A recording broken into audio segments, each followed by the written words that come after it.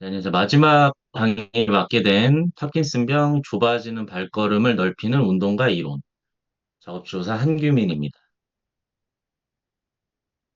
강의 순서는 첫 번째, 파킨슨병에 걸리면은 발걸음이 좁아지는 이유, 원인에 대해서 설명을 드릴 거고요. 두 번째, 걸음걸이가 좁아짐에 따라 그 주요 증상과 그로 인한 문제점들을 소개해 드릴 겁니다. 세 번째는 걸음걸이 개선을 위해서 어떤 운동 요법들이 필요한지에 대한 설명을 드린 뒤 마지막으로 집에서 할 수 있는 운동 방법들을 동영상으로 소개해 드리면서 같이 시청해 보도록 하겠습니다.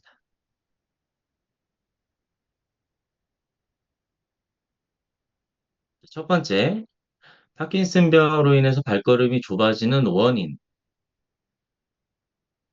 앞에서도 설명을 드렸지만 파킨슨병은 뇌 특정 부위에서 발생하는 신경학적 문제로 인해서 발병을 합니다. 특히 흑색질이라는 부위에서 도파민이 생산이 손상되면서 도파민 부족이 나타나게 된 게 대표적이고요. 이 도파민이라는 물질은 운동을 조절하는 데 아주 중요한 신경 전달 물질이고요.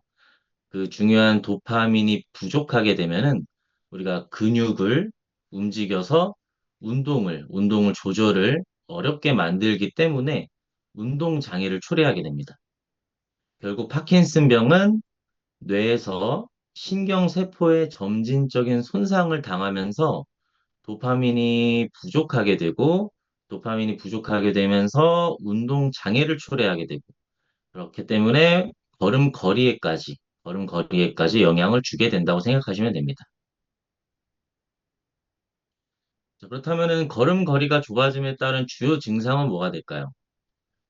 첫 번째, 보폭이 감소하죠. 가장 두드러진 걸음걸이가 나빠지는 증상은 보폭이 점점 작아지는 것이죠.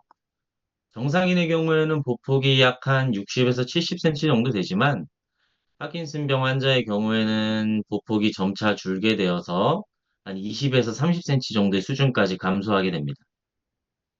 두 번째로는 발걸음의 높이가 감소되게 되죠. 보폭만 좁아지는 게 아니라 발을 위로 들어 올리는 발걸음의 높이도 점점 낮아지게 되는데요. 이는 앞에서 설명드렸던 도파민이 부족하게 되고 운동 장애를 초래하게 되면서 이 발이 지면을 힘차게 딛고 위로 올라가야 하는데 그렇지 못하기 때문에 발생하게 됩니다. 발이 위로 뜨지 못하면은 결과적으로는 발이 지면에 끌리게 되고요.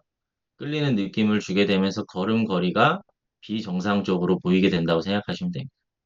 그리고 마지막으로는 균형감이 저하되죠. 앞서 그 이주 선생님께서 말씀하셨던 그 운동성 장애의 대표적인 특징이죠. 균형감 저하.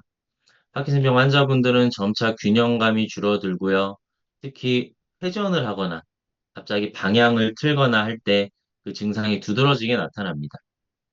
이로 인해서 넘어질 위험이 높아지고 전반적인 활동 능력과 삶의 질이 저하된다고 보시면 됩니다. 자, 걸음걸이가 좁아지면서 생기는 문제점들은 무엇일까요? 첫 번째, 조금 더 확대해서 보여드리겠습니다. 작고 좁아진 걸음걸이로 인해서 균형 감각이 저하되고 쉽게 넘어질 위험이 생길 수 있습니다. 또한 보행 속도가 현저히 느려져서 일상적인 이동이 어려워지고 내가 이동이 어려워지다 보니까 전체적인 삶에 있어서 독립성이 낮아지게 됩니다. 독립성이 낮아진다는 것은 가벼운 스스로 할 수 있는 일상 활동조차 좀 힘들어지게 되고요. 그로 인해서는 가장 중요한 삶의 질이 크게 저하될 수가 있습니다.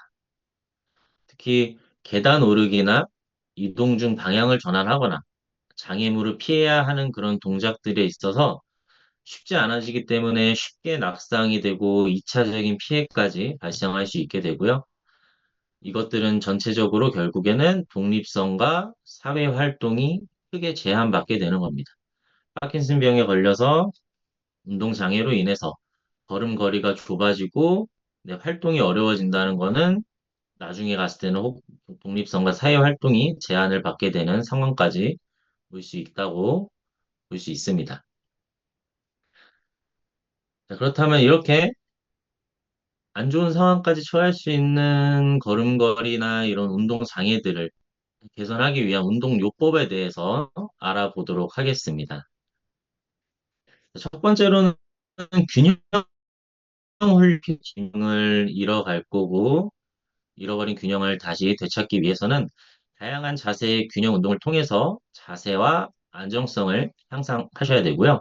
두 번째로는 근력 운동이 같이 들어가야 됩니다.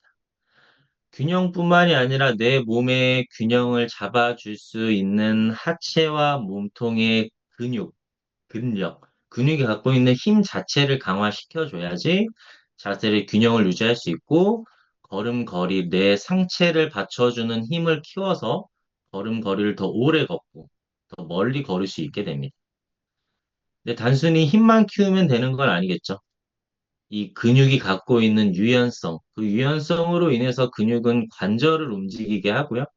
이 관절을 움직이는 데 있어서는 파킨슨병의 대표적인 증상 같은 뻣뻣함, 관절이 뻣뻣해지게 되면은 아무리 힘이 있어도 발목이나 무릎을 더 멀리 관절을 움직이는 게 힘들어질 겁니다. 그래서 보신 것과 같이 걸음걸이 개선을 위해서는 균형 훈련, 근력 운동, 유연성 운동 같이 체계적인 운동 요법이 필요하고요. 이런 다양한 운동 방법을 통해서 파킨슨병 환자분들의 걸음걸이는 충분히 개선될 수 있는 여지가 많다고 보고 있습니다. 그리고 운동 프로그램은 전문가와 함께 하는 게 가장 좋고요. 혹은 개인의 신체 활동, 신체 상황에 대해서 아까 말씀하셨던 약에 대한 온타임과 오프타임 같은 상황을 고려하셔서 수립하는 게 가장 좋고 정기적으로, 지속적으로 하는 실천이 가장 중요합니다. 한 번 하고 나서 짠 하고 좋아진다기보다는 지속적으로 꾸준히 운동을 진행해 주셔야지 운동의 효과가 극대화된다고 볼 수 있습니다. 자, 이제 운동에 대한 설명 영상을 보여드리기 전에 이런 걸음걸이 개선 운동에 있어서 키포인트가 있습니다. 아주 중요한 점이라고 생각해 주시면 되고요. 가장 중요한 거는 내가 생각하는 동작의 크기보다 훨씬 더욱 많이 큰 동작을 수행하셔야 됩니다. 단순히 영상을 보고 옆에서 치료사 선생님들이 말하는 거를 보고 눈으로 보고 따라하는 것보다도 아, 이 정도면 됐겠구나 하는 그 동작보다도 훨씬 크게, 훨씬 크게 따라해 주셔야 됩니다. 왜냐하면 파킨슨병으로 인해서 근육은 이미 경직이 돼 있을 거고요. 뻣뻣하단 말이죠. 그렇다면은 아까 말씀드렸던 유연성이 부족하게 되고 내가 아무리 크게 움직이려고 해도 이미 관절은 뻣뻣하기 때문에 나는 크게 했다고 생각하지만 동작 자체는 작아진다는 걸 스스로 인식하셔야 돼요. 나는 엄청 크게 동작을 했지만, 아, 옆에서 보니까 되게 작은 움직임이었구나. 라는 걸 인식하셔야지 매 동작마다 수행할 때마다 정말 크게 동작을 수행하려고 노력하셔야 됩니다. 일주일에는 환경에 맞게 하는 게 가장 좋겠지만, 이런 고강도의 운동 한 4회 이상 짧게는 20분에서 길게는 60분 정도까지 강도 높게 운동을 수행해 주시는 게 가장 좋으시고요. 근데 혹시나 동작을 보시고, 나에겐 좀 위험성이 있어. 내가 서 있는데 균형이 좀 어려울 것 같아. 라면은 낙상의 위험이 있으니까 그 보조 도구를 통해서 운동을 수행하시는 것도 영상을 통해 같이 보여드리도록 하겠습니다. 지금 이 동작은 훨씬 크게 하셔야 된다, 엄청 크게 하셔야 된다, 요것을 정확히 딱 생각하시고 계시기 바랍니다. 자, 집에서 할 수 있는 운동 방법을 소개해 드릴 건데요. 총 8가지의 운동을 수행할 겁니다. 8가지의 운동을 수행할 거고요. 1번에서 5번까지는 8번씩 하실 거고요. 6번과 7번은 10번씩 하실 겁니다. 그리고 마지막 8번은 실질적인 크게 걷는 동작이 운동이라고 생각하시면 되고요. 신체 능력에 따라서 보조도구나 장애물로 난이도를 조절할 수 있습니다. 영상을 보시고 너무 어렵다 싶으면은 앉아서도 수행할 수 있고요. 영상을 보고 너무 쉽다 싶으시면은 다리나 그 장애물, 뭐 밴드 같은 걸 걸어서 난이도를 조절할 수 있다고 생각해 주시면 됩니다. 자, 우선은 저희가 이 운동을 통해서 현재 개선 사례를 먼저 한 분 보고 진행을 할 거고요.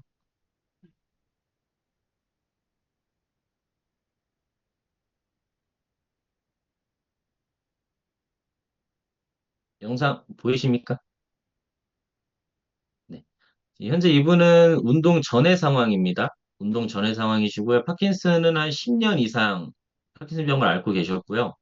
보시는 것 같이 현재 제가 서 있는 곳까지 걸어서 움직임을 시작하셔야 되는데, 잠시만요.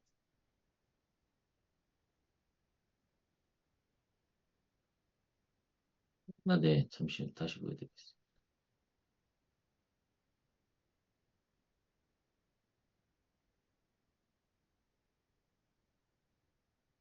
네, 네네. 지금 보이시는 분이 말씀드린 파킨슨 병에 10년 이상 앓고 계셨고요. 이제 운동 시작에 앞서 걸음걸이 평가를 하는데 제가 있는 곳까지 걸어오기가 힘든 모습을 보이십니다. 앞으로 나오기가 힘들어하고 계시고요. 움직임의 시작이 잘 안 되는 모습을 보이세요. 네. 근데 이분과 이제 운동을 계속 지속을 했고요. 그로 인해서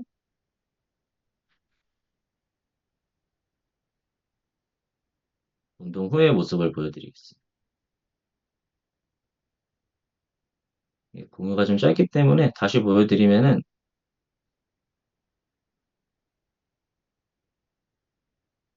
네, 보시는 것과 같이 시작도 그렇고 보폭, 발의 높이, 자연스러움도 그냥 지속적으로 이어지시는 게 보이시고 영상이 짧기 때문에 반복적으로 보여드리겠습니다.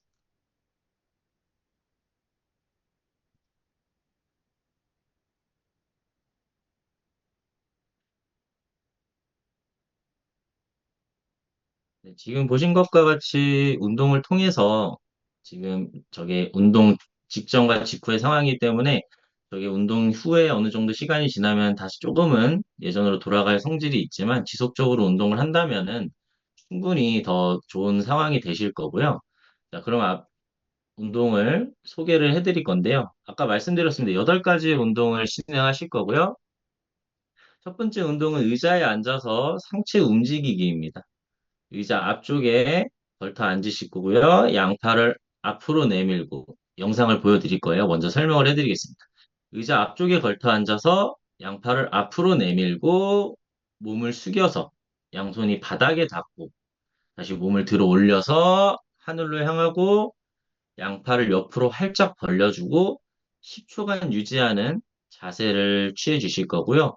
이 동작을 8회 수행하실 겁니다. 영상 보여드릴 겁니다.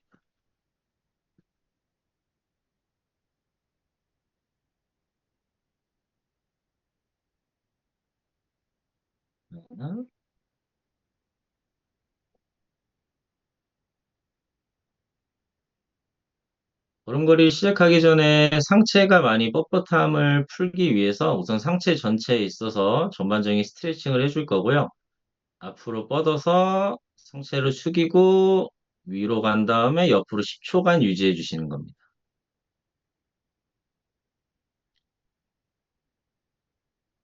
걷기 이전에 상체의 균형을 유지해 줄 수도 있고요.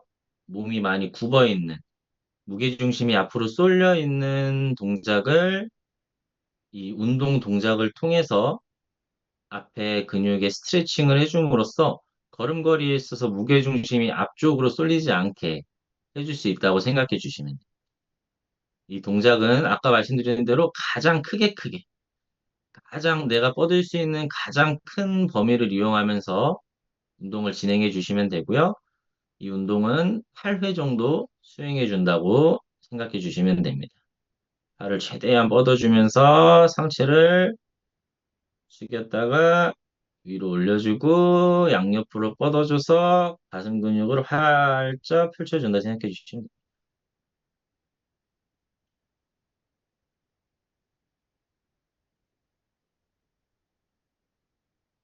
네. 방금 보신 게 1번 운동이었고요. 자, 2번 운동 보여드리겠습니다. 이번 운동은 이제 다리도 같이 움직일 겁니다. 의자에 앉아서 상체와 다리를 옆으로 쭉쭉 뻗어줄 건데요. 몸을 곧게 펴고 앉아서 팔을 한쪽 옆으로 활짝 벌려준 뒤 손을 반대 방향으로 돌려주면서 같은 쪽 다리를 뒤로 쭉 뻗어줄 겁니다. 이 동작 역시 실질적인 운동 전에 10초 동안 몸을 스트레칭하면서 쭉 뻗어준다고 생각해 주시면 되고요.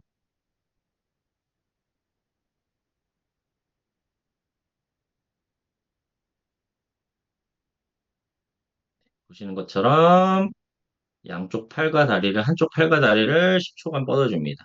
자, 팔을 옆으로 크게 뻗어주고 몸을 돌리면서 동치게 팔과 다리를 쭉 뻗어준다고 생각해 주시면 돼요. 서 있는 자세보다 앉아 있는 자세이기 때문에 앉은 자세에서 방향을 바꾸거나 그 회전을 할 때 균형감을 좀 더 키워줄 수 있고요.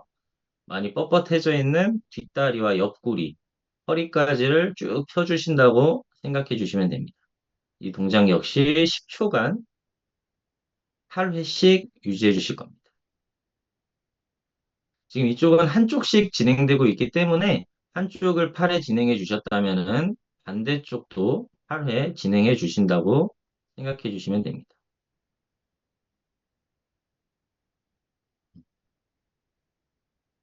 혹시나 요 영상이 빨리 지나가셔서 이 설명이나 영상이 필요하시면은 말씀하시는 분은 이제 이메일이나 보내드리도록 하겠습니다. 쭉 뻗어준다고 생각해 주시면 됩니다.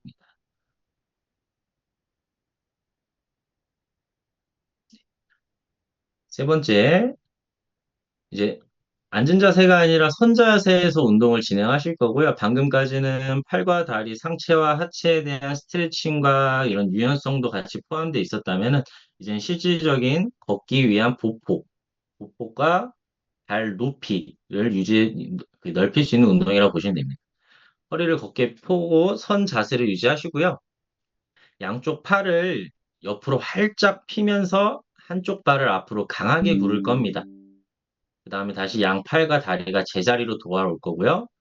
이거 역시 한쪽 다리당 8회씩 수행하신다고 보시면 됩니다.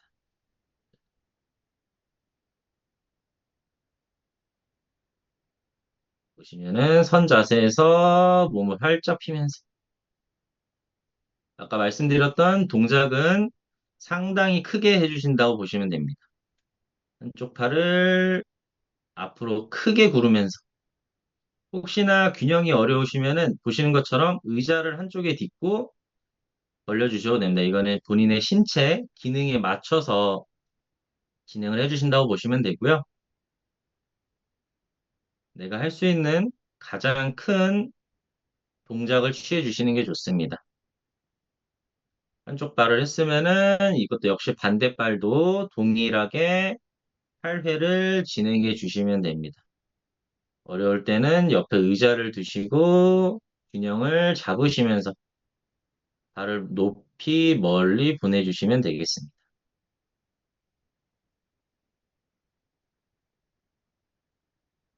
자, 방금이 세 번째였고요. 자, 4번은 똑같습니다. 똑같은 자세에서 진행을 하지만 이제는 앞이 아니라 옆으로 벌려주시는 거예요. 동일한 운동이지만 앞이 아닌 옆으로 벌려주실 겁니다. 보시는 것처럼 옆으로 벌려집니다. 그렇죠? 팔이랑 허리는 곧게 펴주고요. 다리를 최대한 옆으로 크게 벌려주십니다. 이거 역시 어려울 때는 옆에 의자를 두시고 크게 벌려주시면 됩니다. 역시도 한쪽당 8회씩 진행해 주시면 됩니다. 한쪽이 다 되면은 반대쪽으로 진행해 주시면 되고요. 자, 이 다섯 번째 동작이 조금 어려운데요. 다섯 번째 동작은 앞에, 옆에 했으니까 이제는 뒤쪽으로 가는 거예요. 뒤쪽으로 가는 게 꽤나 어렵습니다.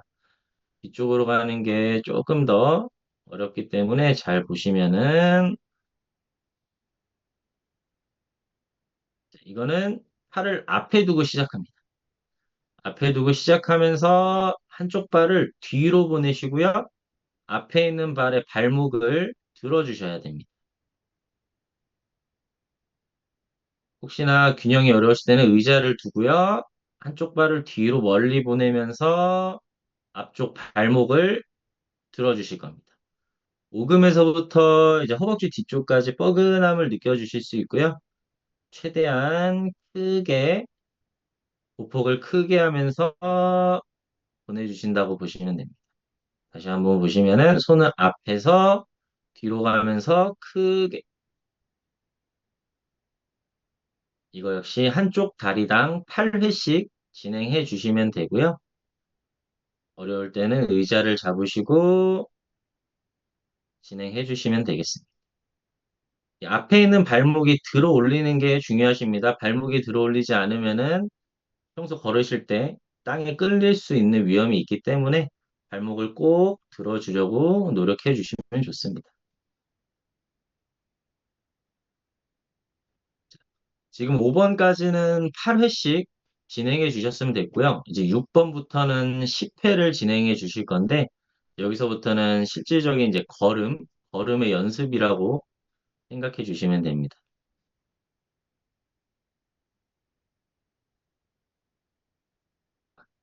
잠시만요. 설명을 안 드렸었네요. 6번은 한쪽 발을 앞에 두고 체중을 왔다 갔다 이동하면서 우리가 걷기 전에, 제자리 걷기 전에 연습을 하듯이 팔을 크게 흔드는 연습을 할 겁니다. 한쪽 발을 앞에 두고 체중 이동을 연습하면서 체중 이동이 할 때 앞꿈치와 뒤꿈치를 자연스럽게 잘 들어주시고요. 이 상태에서 허리를 곧게 펴고 양손을 힘차게 흔들어 준다고 생각해 주시면 됩니다.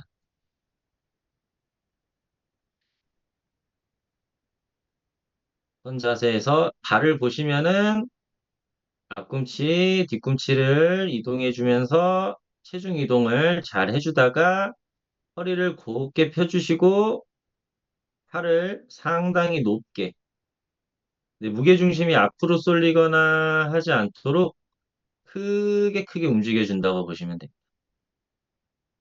이거는 한쪽 다리가 앞으로 왔을 때 10회씩 진행해 주시고요. 10회가 끝나면은 반대쪽 다리를 진행해 주시면 됩니다. 발목의 움직임 잘 보시면서 무게중심이 왔다 갔다 잘 따라오게끔 진행을 해주시면 되겠습니다.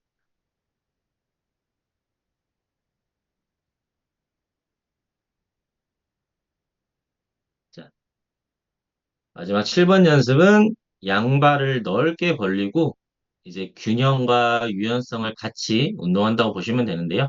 양손과 몸통을 옆으로 돌린다고 생각하시면 됩니다. 양발을 넓게 벌리고 균형을 잘 유지해 주시고요. 허리를 곧게 펴고 양손과 몸통을 돌려줄 겁니다.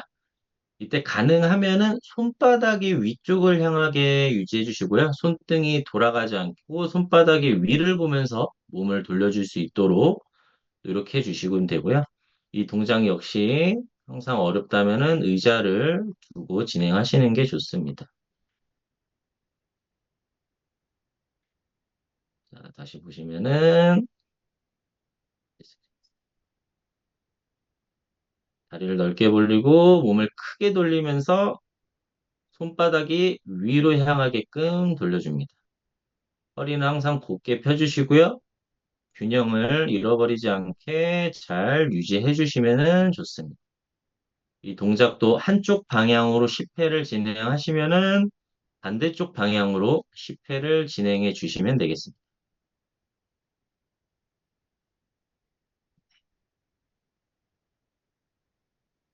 방금 보여드린 6번과 7번은 이제 10회씩 진행해 주시면 되시고요. 이제 마지막 아까 8번째는 그냥 아주 큰 복부과 팔을 크게 흔들면서 걸어가는 거세요. 이제 아까 말씀드렸지만 평소 걷는 동작에서 보폭이 작고 팔이 적게 흔들린다는 것을 스스로 인지하셔야 되고요. 현재 지금 이 7번까지 했다면 운동을 통해서 균형이나 근력이나 유연성이 어느 정도 향상된 상태이기 때문에 내가 무서워 하기보다는 자신감을 갖고 조금 더 큰 움직임을 주시는 게 좋습니다. 너무 큰 동작인 것 같은데 라는 생각이 들 정도로 큰 움직임을 취해 주시는 게 좋으시고요. 하지만 균형을 잃지 않게 너무 어렵지 않은 그 환경을 생각하시면서 해주시는 게 좋습니다. 저는 집에서 찍었기 때문에 그 좀 거리가 많이 짧지만 혹시나 공간이 확보된다면은 가능한 한 넓은 범위까지 크게 팔과 다리를 힘껏 차면서 걸어주시는 게 좋으십니다. 이 운동하는 시간에라도 정말 과한 움직임을 주시면서 운동을 하셔야지 이 운동이 아니라고 인식했을 때 일상생활에 있어서 동작이 조금이라도 더 커지실 거기 때문에 항상 운동할 때는 강도 높게 과한 움직임을 가져가 주시는 게 좋습니다. 낙상의 위험이 없는 선에서 말씀을 드리는 겁니다. 자, 이렇게 8가지 운동 영상을 보여드렸고요. 그 사전에 그 운동 프로그램을 보여드렸는데, 현재 지금 보여드린 이 운동 프로그램은 LSVT 빅이라는 운동 프로그램입니다. 이게 제가 개인적으로 한 게 아니라 이미 25년간 이어진 파킨슨병 전문 운동 재활 교육 프로그램이라고 생각하시면 돼요.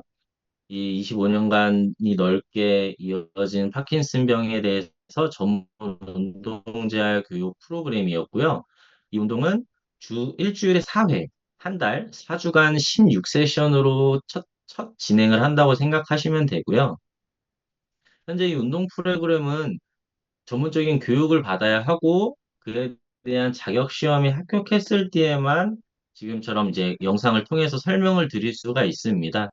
현재 저희 지금 강의를 진행해 드리는 선생님들은 모두 이 LSVT 빅이라는 이 자격증, 전문 자격을 취득한 상태고요. 그렇기 때문에 지금 말씀드린 이런 운동들을 소개를 해드릴 수 있다고 생각하시면 되고요. 실제 운동 효과는 이미 지난 년 동안 이 운동 프로그램을 통해서 많은 분들이 효과를 많이 봤고요. 이거는 이제 논문이나 어떠한 전후 비교 실험을 통해서 이미 많이 입증이 되어 있다고 생각해 주시면 됩니다. 그래서 가장 중요한 거는 앞서 말씀드렸듯이 큰 동작으로, 과한 동작으로 꾸준히 강도 높게 운동을 진행하신다면은 전후에는 분명히 걸음걸이나 신체 능력, 운동 장애에 있어서는 분명히 어떠한 이점이 생길 거라고 생각을 하고 있습니다. 네, 오늘 여기까지 하겠습니다. 수고하셨습니다. 감사합니다.